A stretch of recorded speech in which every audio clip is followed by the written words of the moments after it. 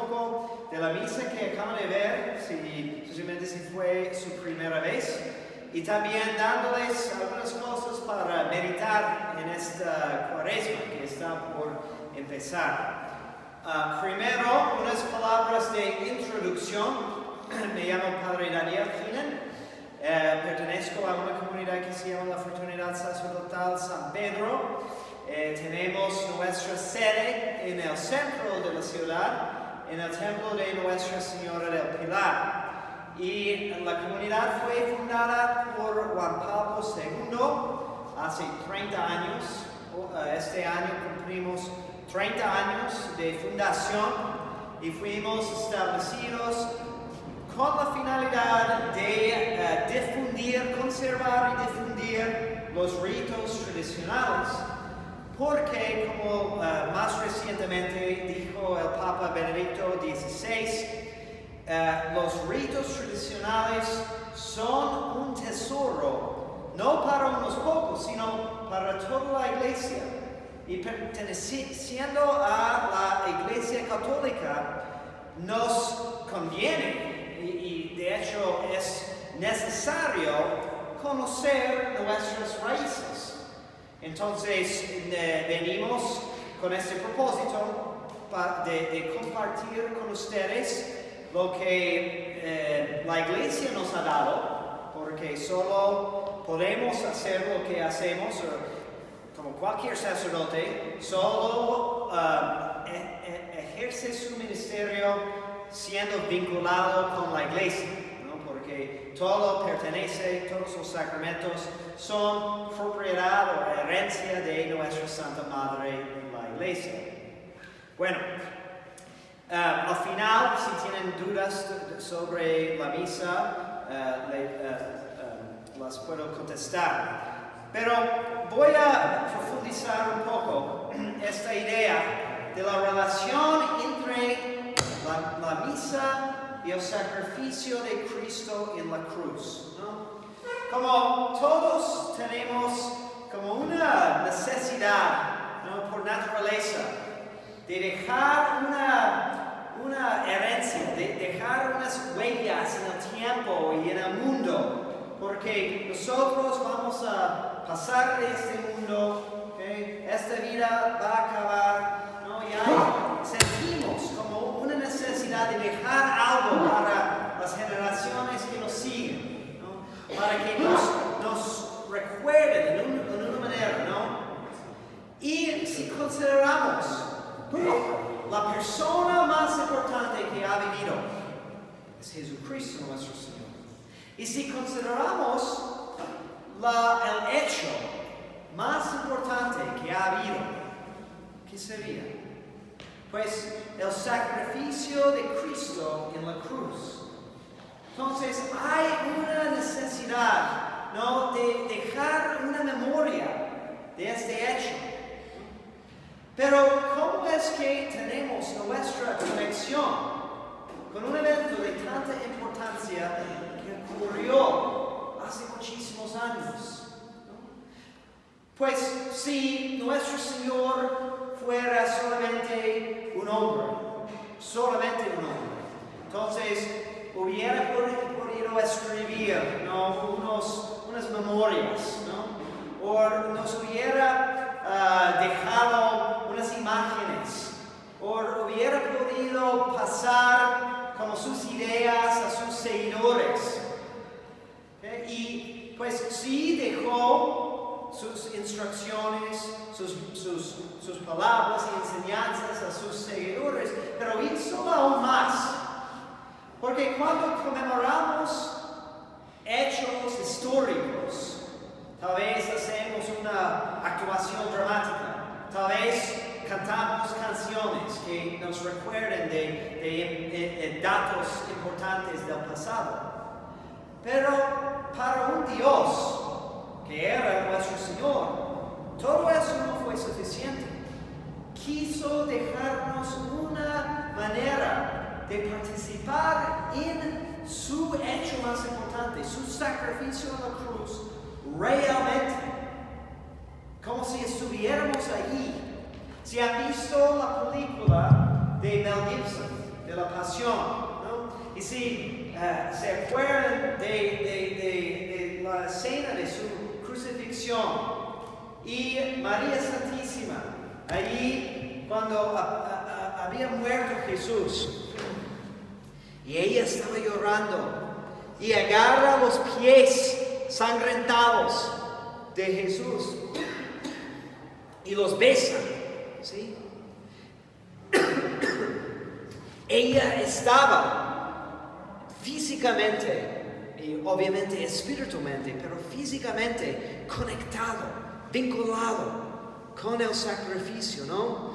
Y nosotros como devotos de Cristo, como los que amamos a Cristo, nos gustaría poder hacer lo mismo, de tener esa cercanía, ¿no? De agarrarlo, tocarlo, ¿no? Y estar allí presente consolándolo aún. Pero sí es posible para un Dios. Entonces, Cristo estableció la celebración de la Santa Misa, no como una mera conmemoración, aunque sí es una conmemoración, porque Cristo mismo dijo en la última cena, hagan esto en conmemoración mía. Pero es más que una conmemoración, porque si por ejemplo hacemos una actuación de la batalla de Puebla, ¿no? De los eventos más importantes, recordamos lo que pasó, pero no estamos realmente en la batalla. Pero cuando venimos a la misa, estamos realmente en Calvario. Y esto es increíble, ¿no? Porque nuestros hermanos separados, los protestantes, también quieren recordar de lo que hizo Cristo. Entonces predican sobre eso, leen libros sobre eso, meditan y cantan sobre eso. Pero ya para allí. Solo tienen su memoria, no tienen la presencia. Para nosotros, sí podemos subir al Calvario y estar allí con María Santísima, porque en la noche anterior a su sacrificio se ofreció en anticipación, convirtiendo el pan y el vino en su cuerpo y sangre, bajo dos transformaciones distintas, simbolizando y más que eso, haciendo presente en aquel entonces, ¿no? En anticipación, dándolos un mandato de hacer lo que Él hizo, pero en conmemoración. Entonces, lo que pasó en la cruz una vez, hace 2000 años, sigue pasando. Es la continuación del sacrificio. Es un sacrificio nuestro, ¿no? Ofrecemos lo que tenemos. El sacerdote sí ofrece una oblación, pero es una víctima que ya murió, pero sigue como víctima, reinando para siempre en el cielo. El víctima está en el altar, entonces sí hay un sacrificio. ¿Okay? El ministro del sacrificio es Cristo en la persona del sacerdote. Entonces sí es el mismo sacrificio. Y los efectos sí son iguales. Solamente que ahora en la misa aplica a cada alma los frutos que ganó hace 2000 años, ¿no? No sé si han considerado este gran misterio, ¿no? Si Cristo murió en la cruz, ¿qué tiene que ver conmigo? Yo no estaba allí. De hecho, hubo muy pocos allí. Pero en realidad, en la trascendencia de Dios, ¿no? Como explica el arzobispo Fulton Sheen en su libro Calvario y la Misa, que sí, todos estábamos allí. Estábamos allí en la mente de Cristo, porque lo que hizo fue para todos, y Él estaba consciente de todos nuestros hechos, todos nuestros pecados, porque los verdugos que estaban físicamente allí representaban a todos nosotros. Ellos como lo clavaron a la cruz, pero nuestros pecados fueron los clavos. Y nuestros pecados fueron los golpes que recibió, ¿no? Todos los sufrimientos fueron por causa de nuestros pecados. Ya sabemos eso, ¿no? Entonces, ¿cómo es el fruto de lo que Él hizo también para nosotros? Porque Cristo no es meramente un hombre, es Dios verdadero, ¿no? Es infinito, trascendente y omnipotente. Y entonces continuó y continúa su sacrificio en todos los altares para que todos los que cometieron los maldades que lo mataron también pueden participar en los frutos. Lamentablemente hemos olvidado, ¿no? Esta realidad tan importante, que la misa es sobre todo un sacrificio.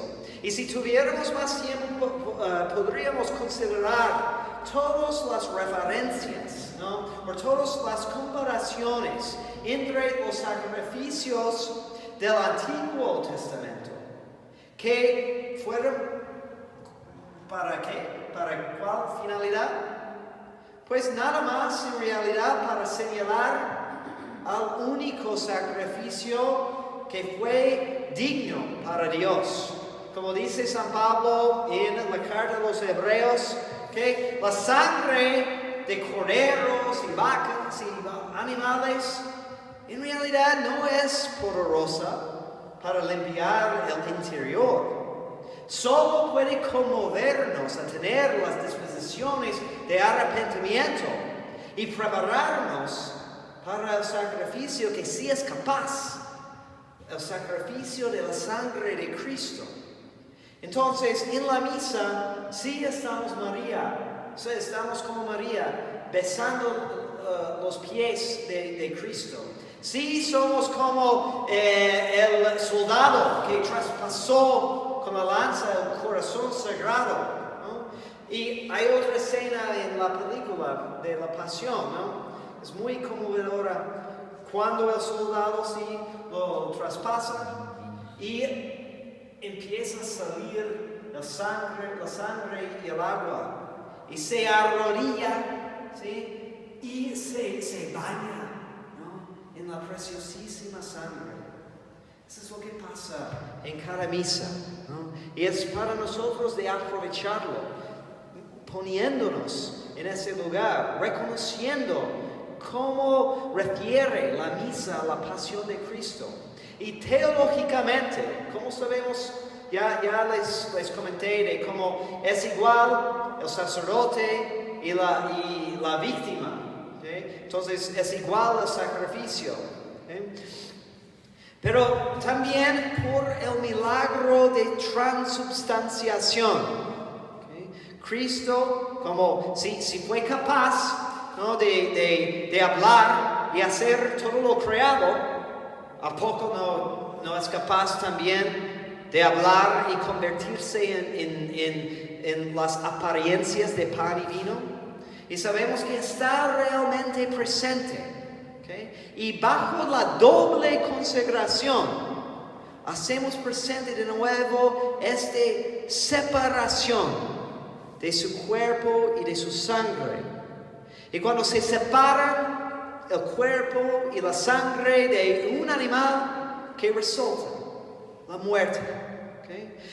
Pero la misa encapsula todos los misterios pascuales.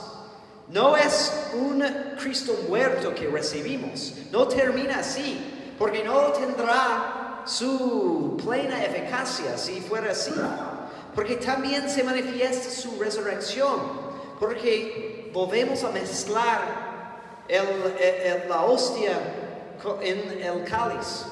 Y también conmemoramos su ascensión en el cielo. Y así cumplimos, ¿no? Los ritos antiguos. Y como dice San Pablo otra vez en la carta a los Hebreos, ¿no? En los tiempos pasados, que entró una vez al año el sumo sacerdote para hacer la ofrenda, para rociar la sangre en el altar, en la parte más adentro del templo, para satisfacer en anticipación por los pecados de la gente.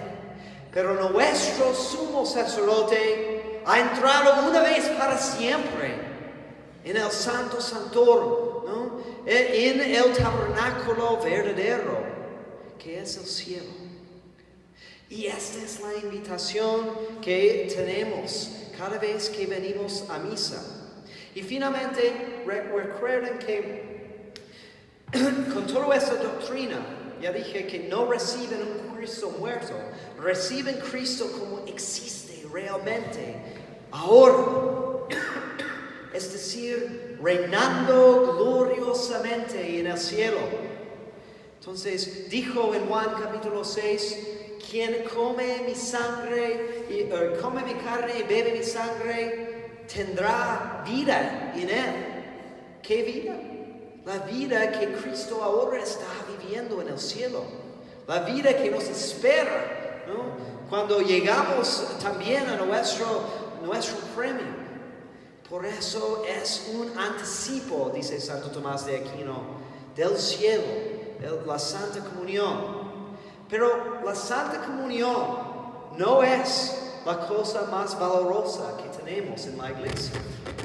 ¿Saben qué es la cosa de mayor valor en todo el mundo?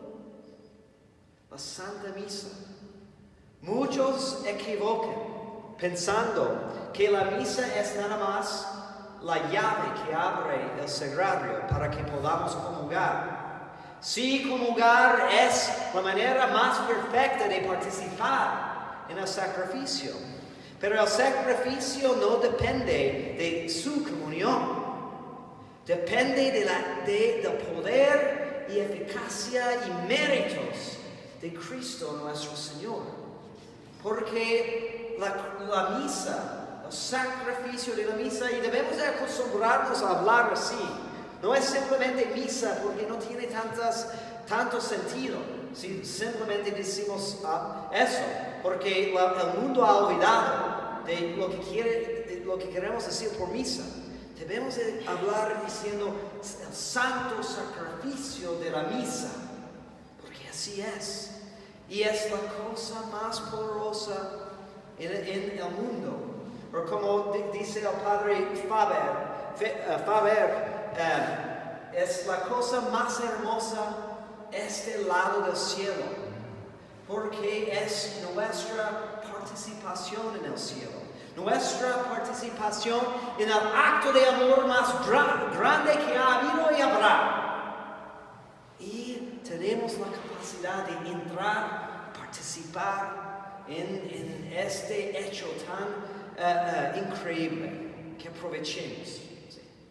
Y pues hay mucho más que podríamos meditar.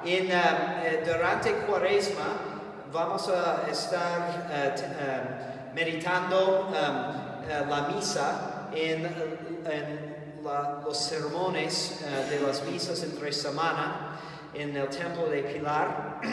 Y durante Semana Santa vamos a tener ejercicios espirituales en Casa Cristo Rey, lunes, martes y miércoles, en que vamos a tocar también este tema del santo sacrificio de la misa y la cruz, ¿no? Porque todos reconocemos la necesidad de hacer la Vía Crucis en los viernes de Cuaresma, de hacer nuestra penitencia, ojalá, que también es participación en la cruz, de participar en la liturgia en Viernes Santo. Pero la manera más perfecta de participar en la crucifixión, de compartir la cruz con Cristo, es en la Santa Misa. Entonces debemos de hacer como propósito de Cuaresma, de asistirla más, de conocerla más y de amarla más. Y ahora, si alguien tiene una pregunta sobre este rito en particular, cualquier cosa. Sí, entonces en misas más solemnes, todos los días nos celebramos la misa con la misma solemnidad, pero por lo especial de esta ocasión, entonces hubo incienso y música y todo eso. Y en el momento de la consagración, que vienen los circunferarios con más velas para anunciar la llegada del rey. Si se acuerdan de la parábola de las vírgenes, las 10 vírgenes, esperando la llegada del novio, ¿sí? ¿Y qué pasó? Que hubo algunos necios y algunos sabios, y los necios no trajeron su aceite, ¿no? Y acabaron sus velas. ¿Okay?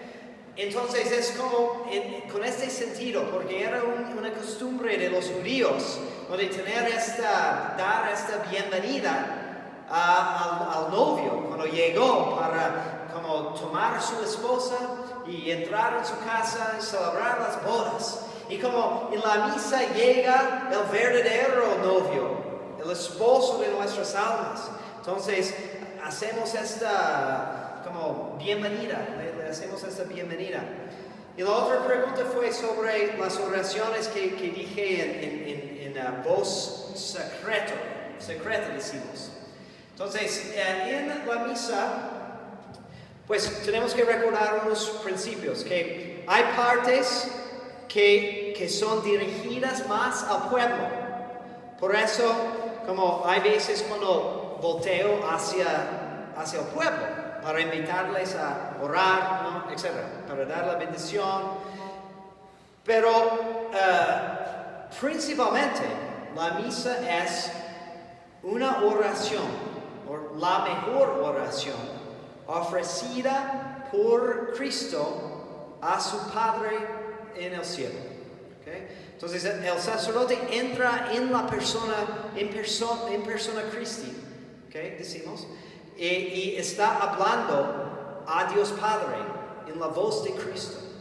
Entonces hay mucho que decimos en voz secreta, y por ejemplo, en nuestro templo tenemos unos libritos que traen toda una traducción. Y es muy provechoso de meditar esas oraciones porque son muy, muy bellas.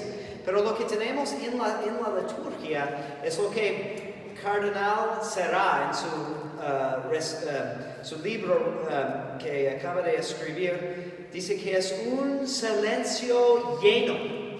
Es decir, no es un silencio simplemente que es un vacío, porque es una negación de significado, sino es como el silencio con que habla Dios, que habla secretamente en el alma, y tenemos que entrar en contemplación para percibir su voz. ¿Okay? Y ese es como algo del sentido de por qué hablamos ciertas palabras así, como en voz baja, así.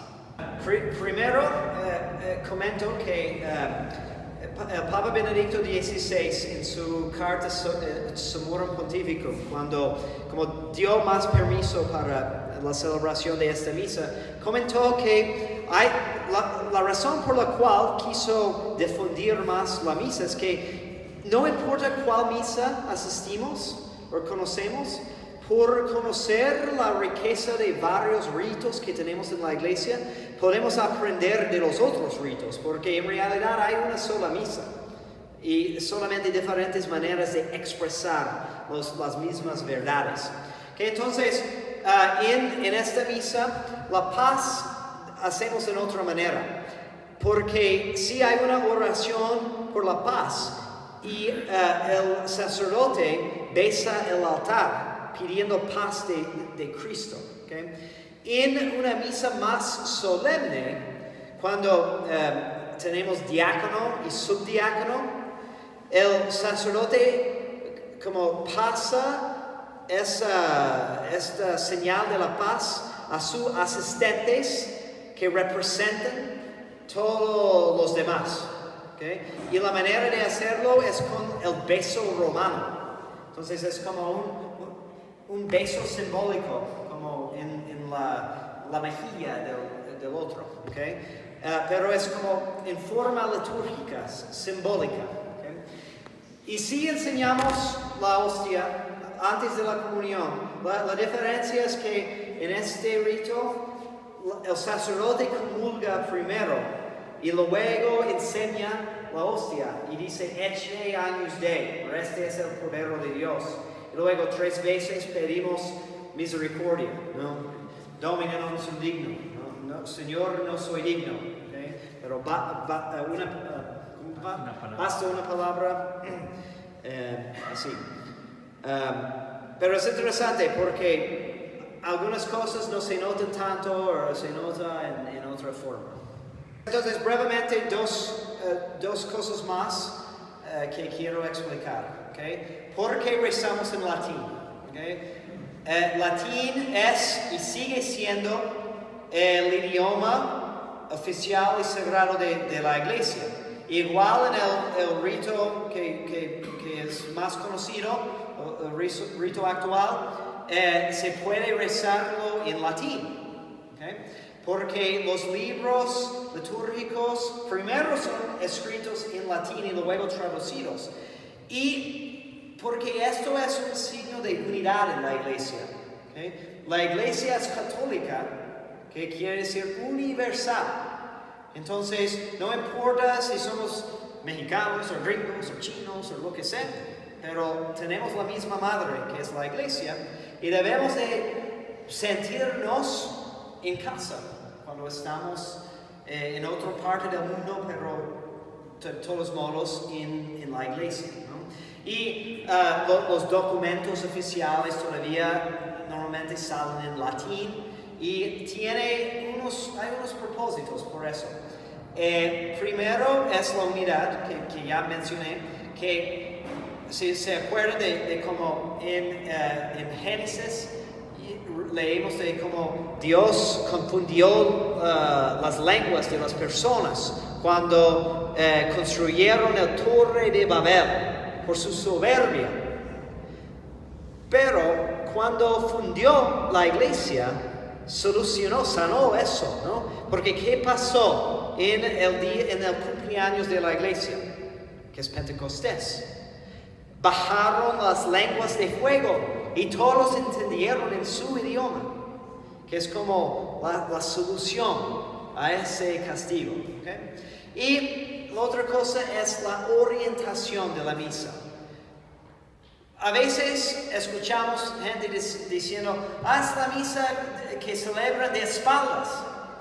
Pero en realidad no me gusta ese término, porque tenemos esa orientación no porque quiero ser grosero, ¿no? Tampoco me imagino quieren ser grosero cuando se sienten en una de las bancas en el templo y estás dando la espalda a la persona en la banca atrás. No, el propósito es que estás viendo el altar, ¿no? Y ese es el sentido, que todos estamos como en peregrinación. Me imagino que se fijaron de que hay una cruz en medio, ¿okay? Y subimos las escaleras y es como subir hacia Calvario, ¿okay? Y el sacerdote está guiándonos en este camino, ¿okay? Entonces decimos ad orientem. Orientem es el oriente. ¿Por qué oriente? Pues porque Cristo dijo que iba a venir de nuevo como el sol, ¿okay? Que se pone en el oriente, ¿sí? Entonces, la costumbre de los cristianos desde los primeros siglos era de rezar hacia el oriente. Y esa costumbre era tan fuerte que aun cuando tenían que construir templos que no tienen esa orientación realmente, conservamos la orientación litúrgica que es decir, todos orientados hacia la cruz en la tradición más antigua. Y eso es algo común en muchas religiones, ¿no? Como los musulmanes rezan, hacen sus oraciones hacia Meca. ¿Okay? Los judíos hacen su oración, hacían su oración hacia el templo, ¿okay? En Jerusalén. Y después de cierto año, cuando fue llevado la Arca de la Alianza, ¿okay? Fue escondido, empezaron a rezar con otra orientación hacia donde pensaban que estaba la presencia de la Arca de la Alianza. El acólito, monaguillo, representa al pueblo. ¿Okay? Él es que da las respuestas muchas veces, etc. Y en el momento de la elevación estamos como ofreciendo el sacrificio a Dios y también como presentándolo al pueblo para su adoración. ¿Okay? Entonces el sacerdote ofrece el sacrificio en persona Christi. ¿Okay? Y él tiene el sacerdocio ministerial. Pero no podemos olvidar que todos compartimos en otra forma el sacerdocio de Cristo por nuestro bautismo. Entonces, un sacerdote, solo el sacerdote si ofrece sacrificio. ¿Cuál es su sacrificio? Pues los muchos sacrificios que tienen en sus vidas, que todos tenemos, pero también una participación en el mismo sacrificio. Entonces, elevar la casulla tiene dos significados. Primero, era práctico, porque en los primeros siglos los ornamentos eran pesadísimos. Entonces, fue difícil levantar los brazos hacia arriba si el monaguillo no lo ayudaba.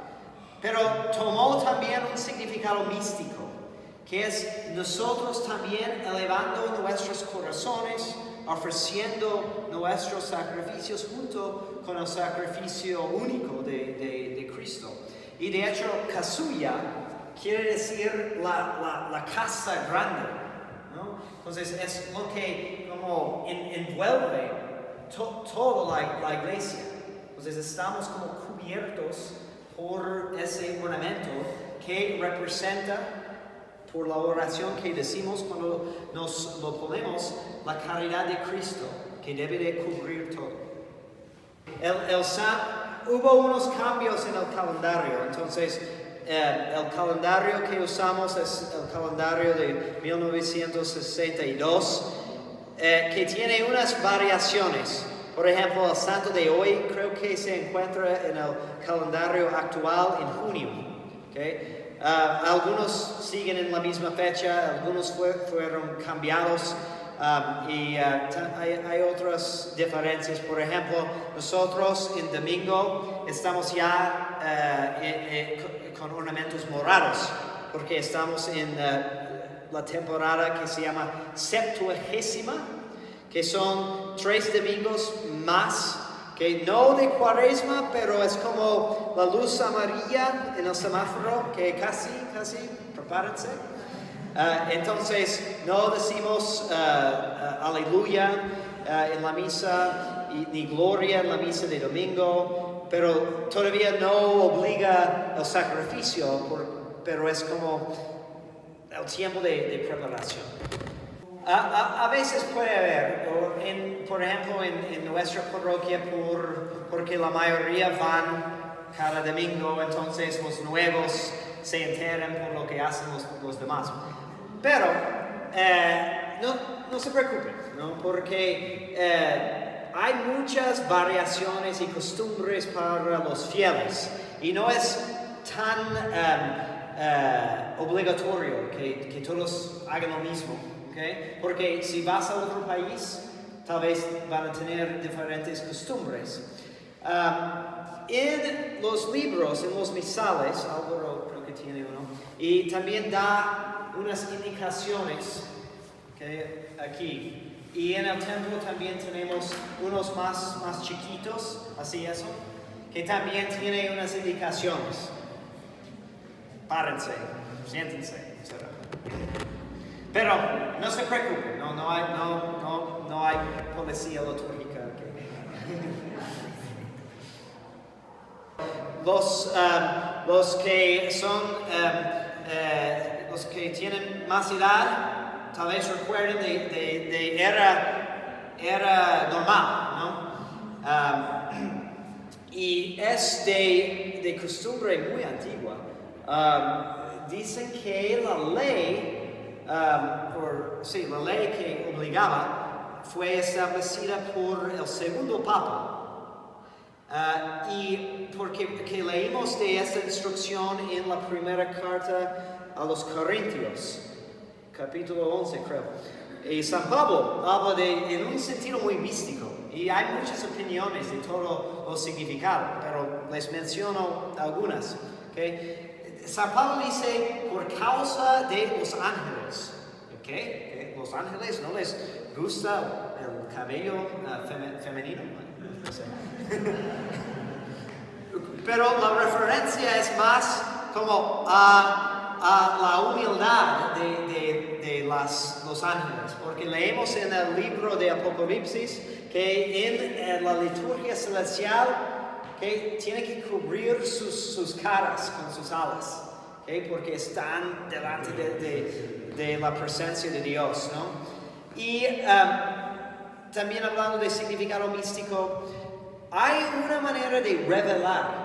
De hecho, fue Papa Benedicto XVI que en su libro sobre la liturgia menciona esta mística de que muchas veces revelamos a través de velar. Porque, por ejemplo, porque el sacerdote debe de usar ornamentos y no celebrar la misa en su ropa normal. Porque la Iglesia quiere que entendamos que cuando está oficiando misa no es como cualquier persona, o no es como, en cierto sentido, no es la misma persona que es cuando está mirando un partido de fútbol, ¿okay? Que tiene un oficio más sagrado, que no reconocemos por los ojos. Entonces el velo nos comunica que hay un misterio más allá. Por la misma razón ponemos el velo sobre el cáliz, ¿okay? ¿Qué más? Velamos el sagrario, capón, ¿okay? Todo para hacernos entender que hay más misterio. Y me gusta esta comparación, porque algunos dicen que pues velamos todo que es capaz de cargar vida, porque es un misterio muy sagrado que debemos de respetar. Por eso velamos el cáliz, porque va a contener la sangre de Cristo. Y también velamos la mujer, porque dentro de sí lleva un misterio increíble que debemos de respetar y honrar, ¿no? El misterio de su participación en la creación de Dios. La explicación que he escuchado de eso es que en esa parte de la misa estamos recordando cómo Cristo enseñó a sus discípulos a orar.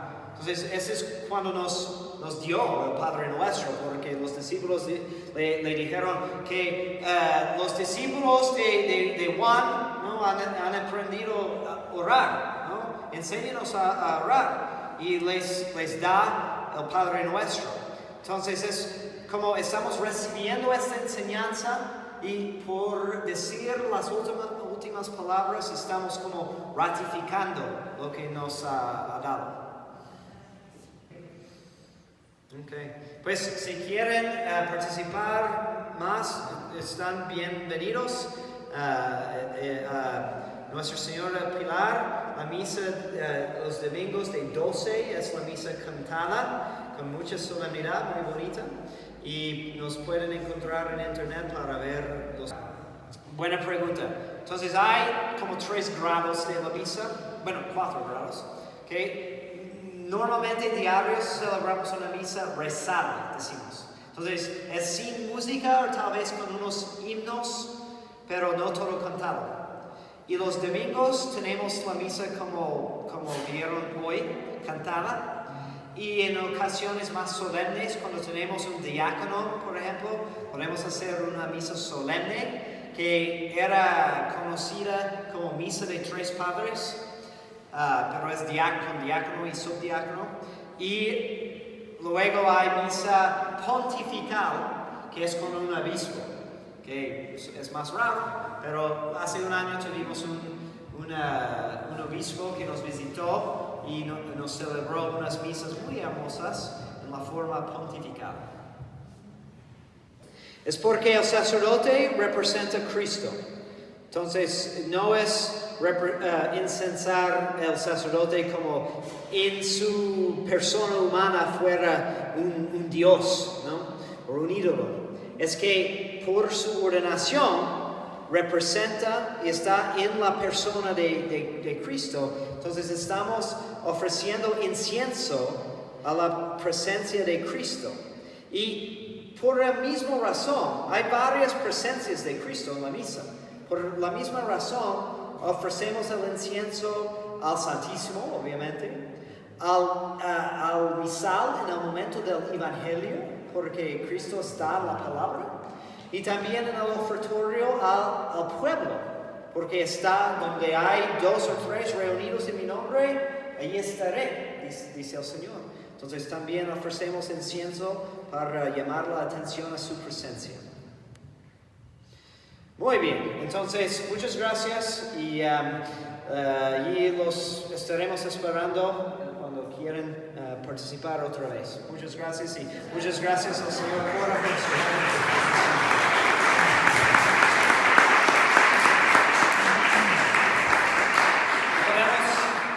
Terminar con una oración. Gloria al Padre, al Hijo y al Espíritu Santo. María, Madre de Gracia, Madre de Misericordia.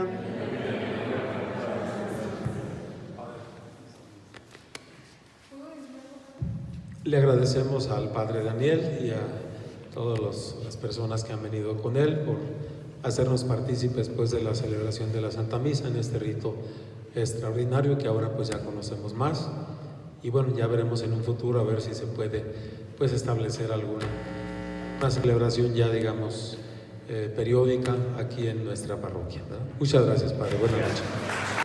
Perpetuazione Beata Maria, Semper Virginis, et Sancti Iosef, et Sancti Petri, Sancti Pauli, et Omnium Sanctorum, benedictio Dei Omnipotentis, Patris, et Filii, et Spiritus Sancti, descendat super vos et maneat semper. Amen. Gracias.